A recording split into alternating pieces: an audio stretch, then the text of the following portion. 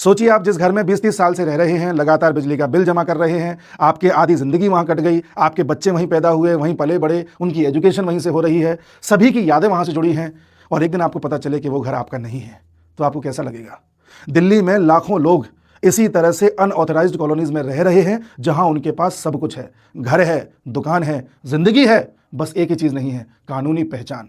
हर वक्त ये डर सताए रहता है कि कहीं कोई कानूनी नोटिस ना आ जाए, कहीं हमें विस्थापित ना होना पड़े, कहीं किसी तरह का कोई कदम ना उठा लिया जाए। तो अब दिल्ली वालों को टेंशन लेने की आवश्यकता नहीं है।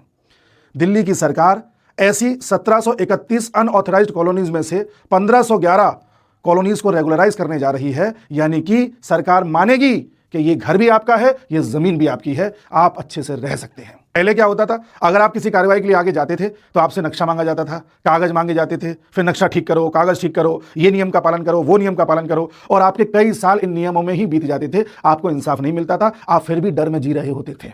लेकिन अब सरकार कह रही है कि जैसा लोग कह रहे हैं वही हम मान रहे हैं।